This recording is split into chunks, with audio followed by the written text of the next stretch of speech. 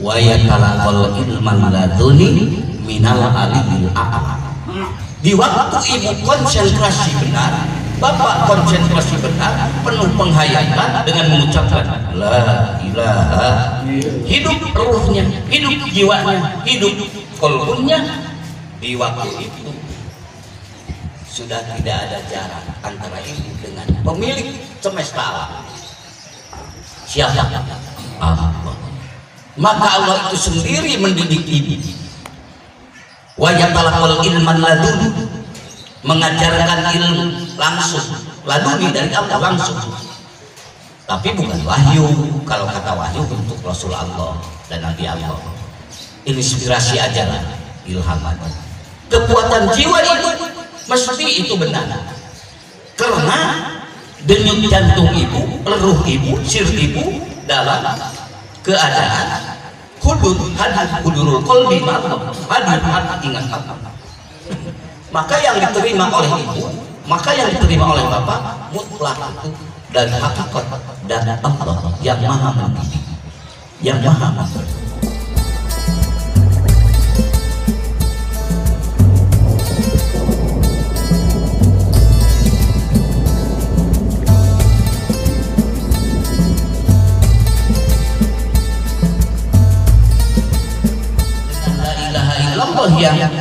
yang ditalakinkan, maka yang ditalakinkan ini supaya hidup di segala ruang dan waktu, dan supaya hidup di waktu suka dan duka. Maka tatkala hidup di waktu suka dan duka, maka suka dan duka bapak akan diabadikan Allah. Siang dan malam bapak diabadikan Allah, karena bapak menyandar kepada zikrullah. Itulah sebenar-benarnya ketahui dan menghadap Allah. Bihaqi la ilaha illallah. Kita hamba, kita hina, kita banyak lupa dibanding ingat, betul. Kita banyak maksiat dibanding taat. Tapi tatkala bapak datang kepada Allah dengan membawa dosa beribu-ribu, berjuta-juta, bahkan dosa sebesar bumi, benar, pendosa itu benar. Faidahu mubsir. Tatkala waktu itu juga bapak ingat Allah, lalu datang kepada Allah dengan membawa kemahabenaran la ilaha illallah, maka Allah akan mengampuni. Lau ja'a qailun la ilaha illallah, kalau seandainya datang seorang hamba sambil mengucapkan kalimat la ilaha, tentunya yang khalisam min nafsihi, yang keluar daripada keikhlasan, maksudnya takdirul kalamnya kepada kesungguhan, datang kepada Allah mengucapkan la ilaha dalam artian dengan muhasabah, mengevaluasi diri, penuh penghayatan, biqurbil ardi dunuban, sambil membawa dosa sebesar bumi, bukan sebesar rumah lagi, sebesar bumi ini yang Allah ciptakan. Tapi benar datang kepada Allah, la ghafarallahu lahu, dan mesti aku ampuni semua dosa yang ada di hamba itu, karena benar tujuannya, karena Allah akan mengampuni dosa semuanya tatkala dengan la ilaha illallah, karena penghapusan jiwa. Mudah-mudahan kita di tempat yang mulia ini tidak keluar kita dari tempat yang mulia ini, melainkan Allah telah mengampuni kepada kita. Amin. Walaupun amalan kita, ucapan kita, ingatan kita masih jauh bagaikan panggang dari api, masih jauh ini muhasabah kita. Tapi kalau anugerah Allah melimpahkan kepada kita, siapa yang mendemo, siapa yang mau melanggar, siapa yang mau menghalang, kalau Allah memutuskan untuk memilih bapak, akan mengampuni Allah. Setelah Allah ampuni, lalu Allah kasihkan wa ajran azimah, pahala yang agung. Yang agung itu apa? Ya surga Allah, tempat yang akan diabadikan Allah. Yang agung itu apa? Liqo bersama Allah. Dengan la ilaha illallah layak bapak bertemu dengan Allah di dunia dan di akhirat. Itulah unggulnya dzikrullahi akbar. Bihaqqi la ilaha illallah. Kalau tanpa la ilaha illallah, maka masih dipertanyakan ini semua. Maka di dalam dzikir la ilaha illallah ini ada yang diucapkan, ada yang diingatkan. Yang diucapkan sebaik-baik ucapan, Abdul mangqultu ana wa nabiyyuna min qabli la ilaha. Yang diingatkan sebaik-baik ingatan, karena ingatan yang dihidupkan itu hanya Bapa dengan pencipta alam untuk berinteraksi, selalu berhubungan di mana wae, di kantor, di sawah, di kebun, di mall sekalipun, di pesawat, di mobil, di waktu apapun keadaan kita. Dan itu jadi ruh semua ibadah. Ruh ibadahnya sholat, ibadah haji, puasa, saum, dan amar ma'ruf nahi munkar, sholat roh jariyah, ibadah mandor, ibadah ghair mandor. Ruhnya adalah dzikrullahi akbar. Kalau Bapak ingat Allah, muncul ikhlas. Kalau tidak ingat Allah, bagaimana ikhlas akan datang? Ikhlas itu kan kerelaan, kesukaan, kecintaan hadir dalam jiwa. Seperti Bapak dipinta mainan sama anak, suka Bapak kan? Kebetulan Bapak diberi kemampuan memberikan mainan sama anak, dan anaknya pun juga gira karena menginginkan ini. Ridho Bapak, ridho karena Bapak cinta. Kan tidak ada juga ingat Bapak sama anak. Nah, kalaupun jauh ingat, maka muncul ingin bertemu. Setelah bertemu, itulah kesukaan, keceriaan antara sang anak dan sang ibu, antara sang anak dengan sang ayah. Kalau antara makhluk dan khalik, ingat Allah berarti akan melahirkan cinta pada Allah. Ingat Allah akan melahirkan kepercayaan pada Allah. Ingat Allah akan melahirkan segala semua perintah Allah akan terimplementasikan, karena yang diingat itu adalah sang kekasih. Kenapa sang kekasih? Karena dia pemberi. Sebelum kita meminta, Allah telah memberi kita. Bu, Pak, duluan mana ketimun sama ibu lahir ke dunia? Duluan mana Bapak sama Tomat? Duluan mana Bapak sama Durian? Kan duluan Durian. Bapak belum lahir ke dunia, Durian sudah ada, ketimun sudah ada. Kasih sayang Allah belum minta Bapak ketimun, belum minta Bapak durian, belum minta Bapak ikan, Allah telah mengasih. Maka apa namanya? Nikmat ijazah. Nikmat Bapak diciptakan jadi manusia. Untung Bapak kita semua tidak diciptakan jadi kambing, tidak diciptakan jadi ayam.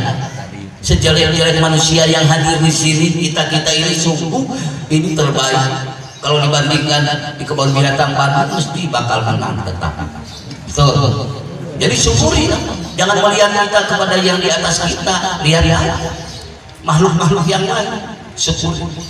Lihat bebek, lihat ayam, bahkan ayam, bebek, ikan, semuanya untuk Bapak, semuanya untuk ini. Itu semua dengan zikir akan muncul penuh penghayatan. Maka ingatnya itu Bapak itu sudah syukur. Maka zikirnya pun juga zikir syukur. Sudah tingkat dari zikir ibadah, sudah mencapai zikir syukur. Maka sudah masuk kepada zikir syukur, berarti sudah masuk kepada kategori la mahbuba illallah. Tidak ada yang aku cintai illallah kecuali Allah. Ibu bapak yang hadir di sini, ada yang 20 tahun, ada yang 30, ada yang 40, ada yang 50, ada yang 70, betul. Yang dimakan bapak tadi ayam paling umur berapa tahun? Kalau sekarang bahkan 40 tahun, 40 hari sudah dimakan, betul. Oh enggak. Kalau ayam kampung paling 2 tahun, setahun sudah dimakan oleh bapak ibu. Udah habis jatah kotak hidup ayam. Tapi bapak ibu sudah 40 tahun, bapak ibu sudah 50 tahun, entah berapa waktu lagi kita masih dikasihkan kontrak hidup ini dan jam tayang, entah jam, hari, minggu, bulan, tahun, kita tidak tahu, hanya Allah yang Maha tahu. mata trinafsum mada taksi godan. Pada hakikatnya kita tidak tahu yang sebenar-benarnya, tidak tahu dengan pasti akan bekerja apa besok. Kalau menurut sebab akibat yang sudah jadi ada, besok ke kantor, aku mau ke bot, boleh-boleh saja. Tapi fakta ketentuan hanya Allah. Maka oleh karena itu sehebat-hebatnya sebab akibat, sehebat-hebatnya makhluk syariat, misal di perusahaan, di keilmuan, di dalam segala dimensi, jangan lupa tawakal pada Allah. Fungsikan hati bihaqi la ilaha illallah. Syukuri. Pertama, nikmat diadakan oleh Allah. Tidak pesan pada Allah ingin jadi manusia, Allah menjadikan kita manusia. Yang kedua, kita diperpanjang usia dibanding makhluk-makhluk yang lain. Padahal kata ahli langit kita hanya 70 tahun, 80 tahun, hanya 1 jam setengah. Kekal di sana. Betul Bu? Tapi kalau kita dilihat lagi makhluk-makhluk yang lain, kita memang mengungguli. Kenapa? Karena kita ingin dijadikan khalifah, wakil Allah di muka bumi ini. Maka segala sesuatu yang ada di daratan, di lautan, di udara untuk manusia, utamanya untuk ibu, untuk bapak. Karena bapak adalah wakil Allah. Maka kaget bin ajaib yang dikatakan wakil tidak tahu dengan yang mewakilkan, tidak kenal Allah, maka tertipulah orang-orang yang lupa Allah. Bihaqi la ilaha. Lalu yang ketiga, nikmat dari Allah, kita banyak lupa Allah. Dikala lupa itu kan sumbernya maksiat, betul Pak? Dikala lupa kita gibah, fitnah. Dikala lupa kita dolim, hasud. Dikala kita lupa Allah, berlaku kita kerja-kerja yang tidak diridhoi Allah. Lalu evaluasi diri kita, muhasabah diri kita. Oh ternyata banyak lupa dibanding ingat. Oh ternyata banyak maksiat dibanding taat. Tapi kasih sayang Allah masih memberikan jatah waktu sampai usia kita sampai 50, 60. Itu nikmat dari Allah. Dan waktu masih yang ada sampai sekarang ini adalah apa? Fasilitas dari Allah. Entah sejam, entah 2 jam, entah 2 minggu, entah 2 bulan, entah 20 tahun, ini adalah fasilitas dari Allah, akan diapakan. Maka tatkala ingat Allah biqauli la ilaha, sebaik-baik menggunakan fasilitas yang datang dari Allah. Mudah-mudahan Allah abadikan, amin. Bihaqi la ilaha illallah. Ingat Allah. Yang mana yang berat? Yang zikir. Terus ingat. Maka zikru la yang terbuka. Zikir yang ditanamkan, dihidupkan di kolbun ibu, dihidupkan di kolbun bapak, tidak akan meninggalkan bapak, tidak akan meninggalkan ibu. Bu, suka lupa, suka ingat kita. Sering lupa, sering ingat. Sering lupa. Maaf ya, bukan berarti saya menyangka bapak dan ibu ini sama-sama aja tahu tempat yang mulia ini. Jadi sering lupa. Tapi bapak berproses ingin menuju Allah, ingin ingat Allah. Allah ngasih kepada bapak, Allah ngasih kepada ibu. Lalu melalui talqinul dzikri, melalui ijazah atau secara umum, lalu bapak ditanamkan kalimat hak, kalimat takwa itu. Dan kadang-kadang sering kita waktu mengucapkan la ilaha di waktu berjamaah ataupun di waktu sendiri sering lupa, seringnya betul, sering lupa. Paling-paling dari 165 minimal maksimal lebih itu yang lebih baik. Tapi kadang-kadang ingatnya Allah tidak pas 165, mungkin ada 30, betul, mungkin ada 60. Dan kadang-kadang mungkin banyaknya tidak ingat dalam hati. Tapi proses itu Allah menghargai bapak tetap, Allah menghargai ibu tetap. Ternyata ibu tiba-tiba di dapur suka ingat, ataupun di sawah, di ladang, di kebun, tiba-tiba terenyuh jiwa ingat Allah. Berarti dikir ibu pada Allah, Allah tidak meninggalkan ibu, yaitu dikir yang ditanamkan tidak meninggalkan. Yang paling didambakan dan dirindukan oleh kita, mudah-mudahan dikir yang tidak meninggalkan kita itu menyertai kita itu tatkala kita berpisah ruh dan nyawa dan jasad kita, pada terakhir napas terakhir keluar, yang kita harapkan adalah disertai dikir. Amin.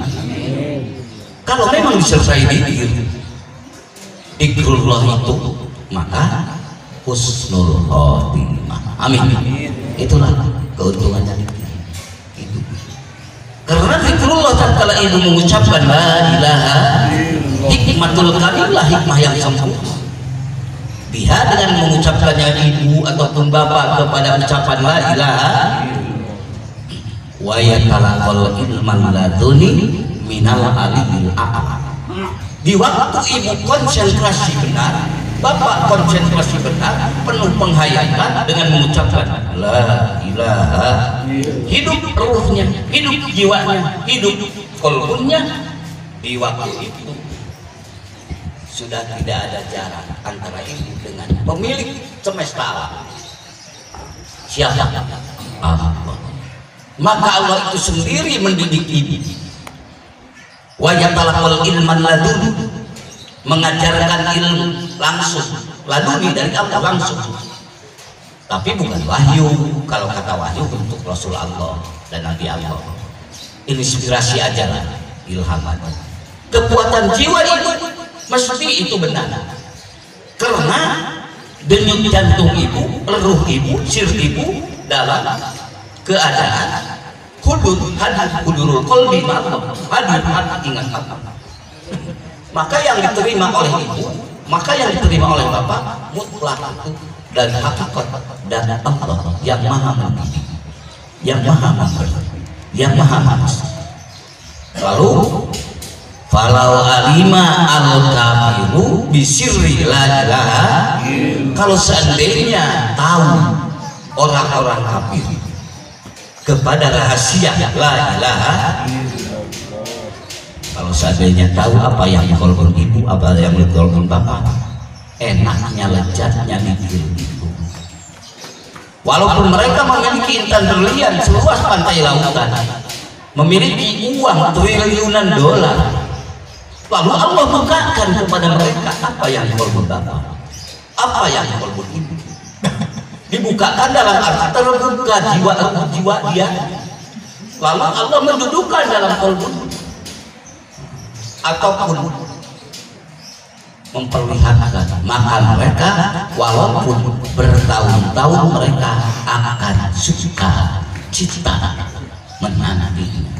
Kalau harus antri dan kalaupun harus dibeli, mereka akan merelakan kekayaan uang triliunan dolar dan intan berlian demi meraih apa yang